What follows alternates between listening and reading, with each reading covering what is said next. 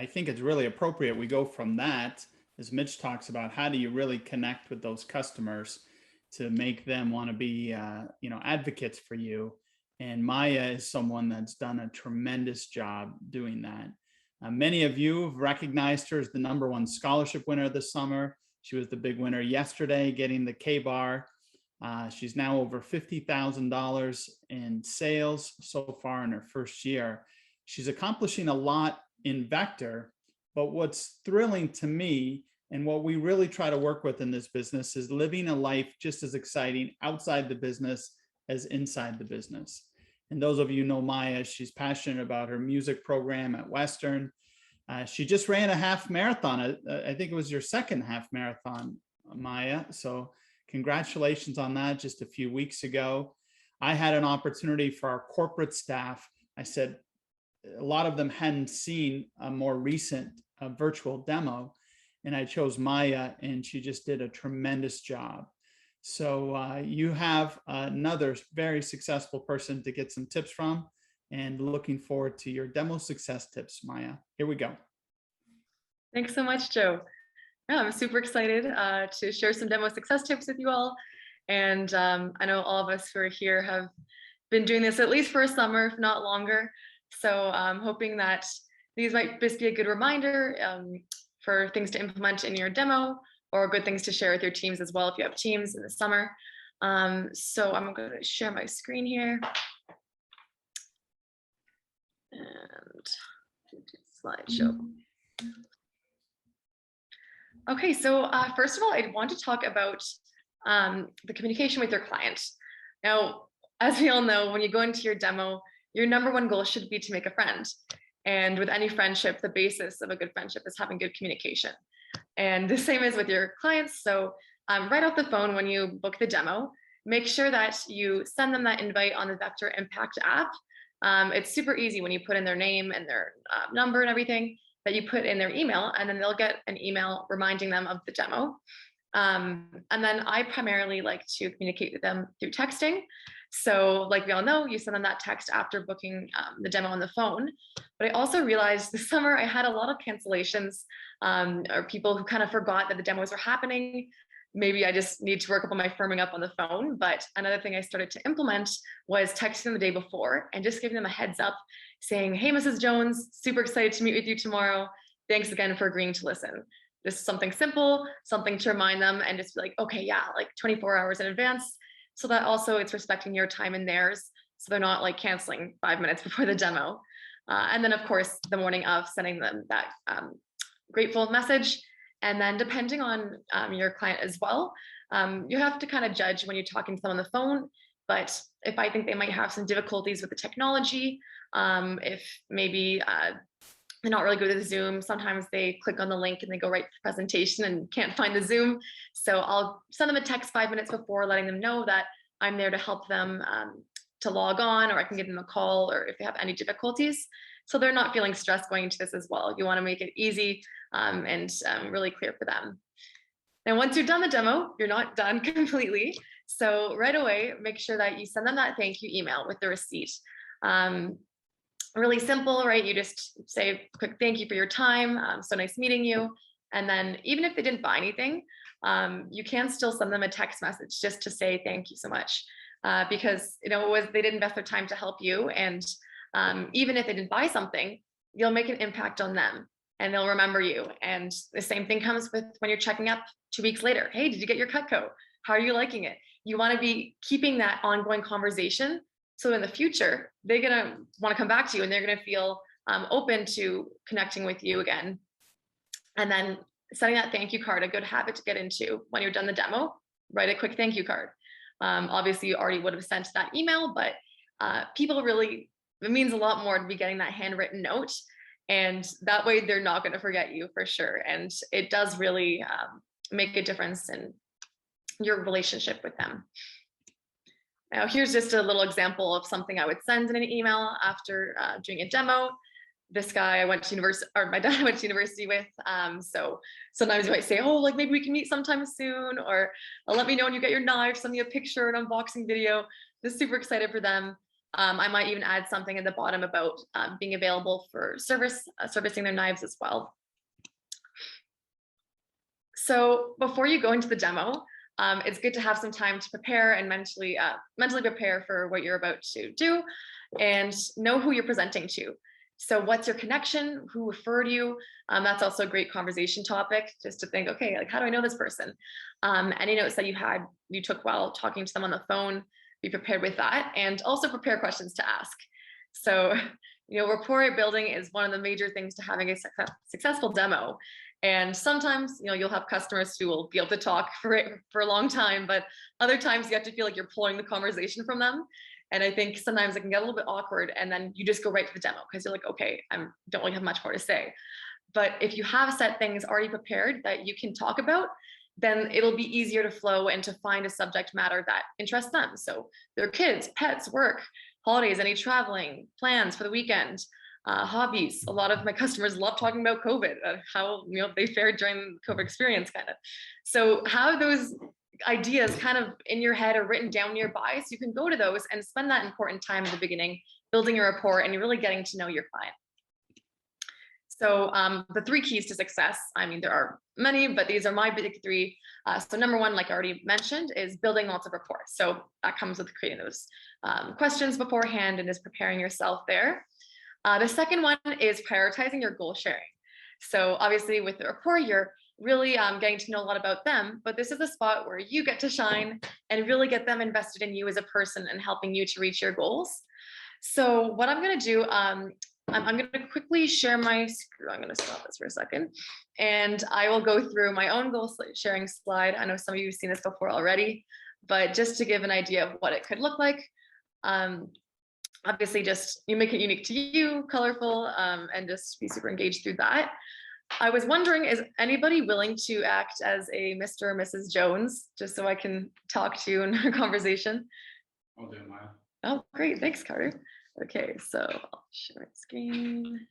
Perfect. Ooh.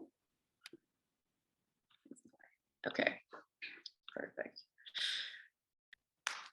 So Carter, is it okay if I just share a little bit more about me and some of my goals? Yeah, of course. I'd love to learn more. Okay, good, great. Thank you. So I want to start off by saying, no, you have to mute yourself. Okay, sorry guys.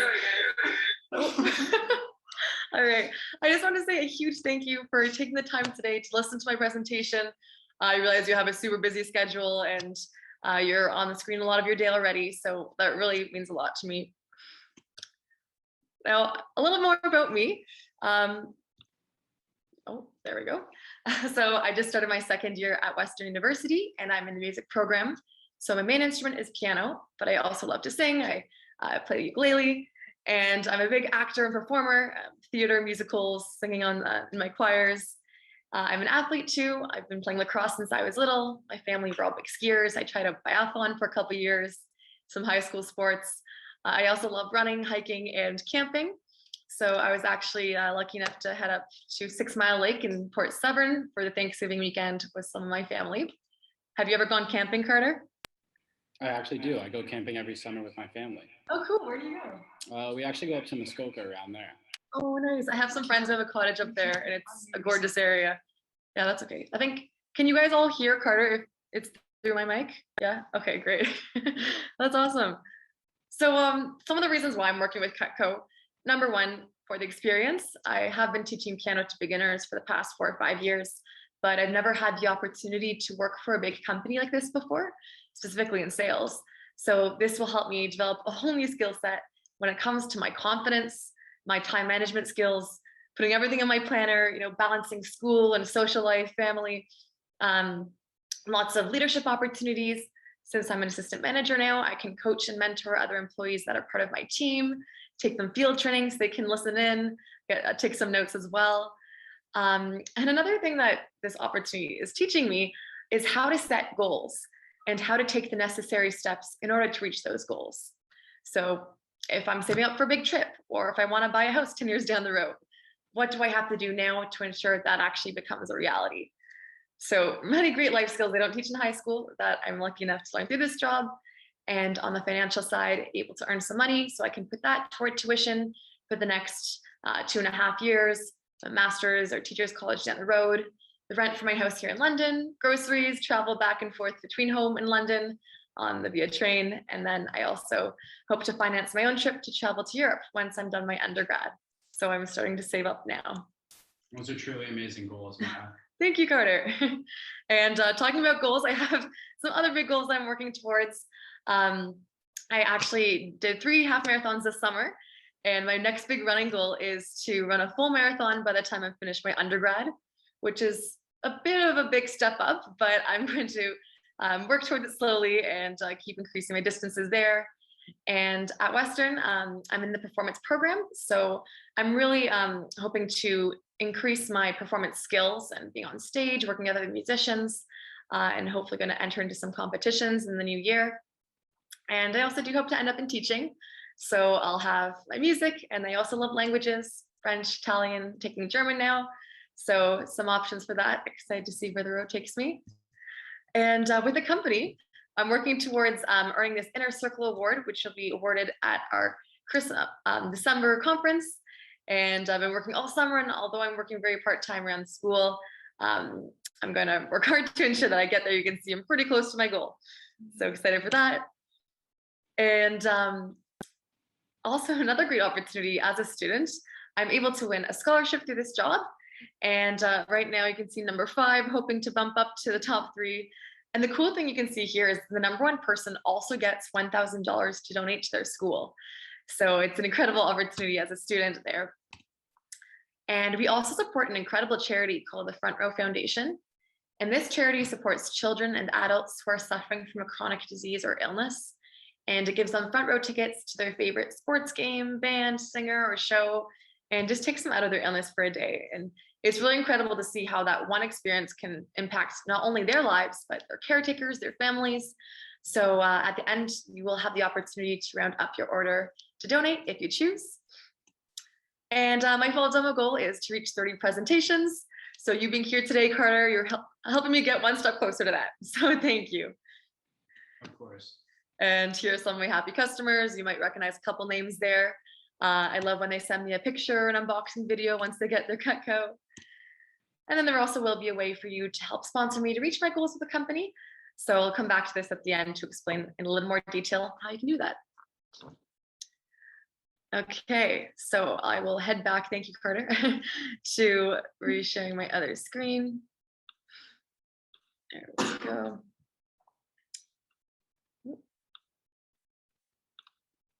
Perfect. So, here. I think it's worth mentioning while you do that, Maja, is that you also got recognized this summer for raising the most amount of money for Front Row Canada too. So the way that you talk about it, and I know Tatiana pointed that out in chat, is a key factor there too. So great work with that. Thank you. Yeah, it's a great area to put everything on the table. You can show them everything and just be super transparent about your goals. And yeah, and then on number 3 for the big key to success is to ask lots of questions. Be super curious.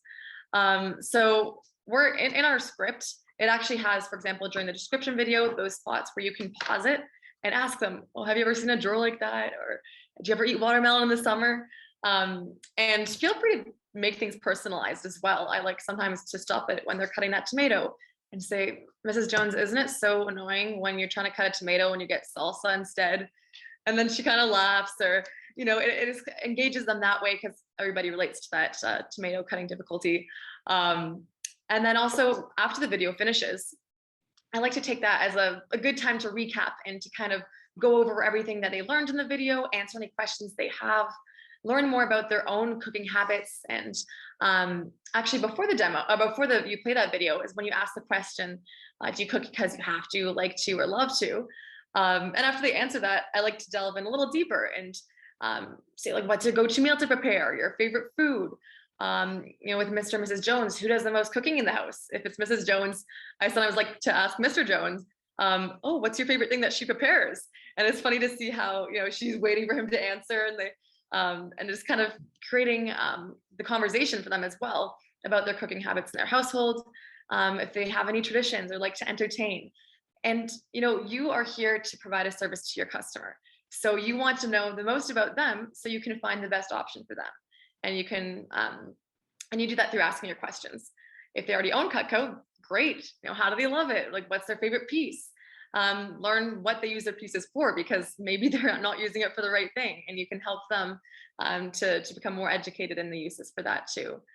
And then even throughout the demo, just be learning more about them as well.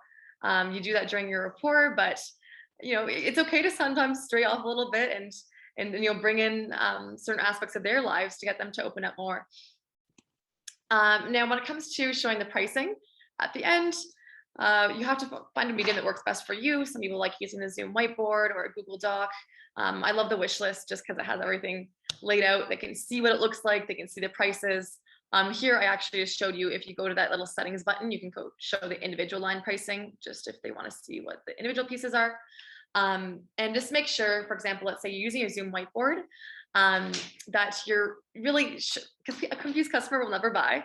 So really laying it out exactly how it is. What is the regular price? What is their deal for today? What are they getting for free? And then show them that breakdown so they know. A lot of times too, if I'm trying to help a customer decide between two different options, it's a good way by using a Google Doc or the whiteboard function to show them those two options side by side and lay out all the details for that, and then compare the other one. And then that way you can go through the pros and cons and find what's best for them. Now, after you're done your demo, I know I often want to sit at my computer, go to sleep or something, but make sure that you take some time to put all the information you learned into your customer database. So I have a Google Doc that is my completed demos, where I put down their name, their contact info, any notes I took from the phone, from the demo, if I got any sales, if I got recommendations. It's a good time to reflect and see what went well, what didn't go well, what can I improve for next time?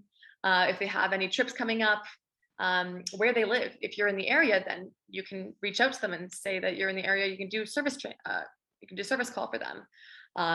If there's anything they didn't buy that they're interested in, you have your wish list there. So if there's any special sales coming up, then you'll be like, oh, Mrs. Jones really wanted that cheese knife, so I'm going to reach out to her. And again, it's a good way by keeping track of these things. You're also ensuring you have that constant communication with you. Now, finally, after you have gotten your recommendations and you've qualified your leads, put those into a separate document. And again, similar stuff with your name, number, who referred them.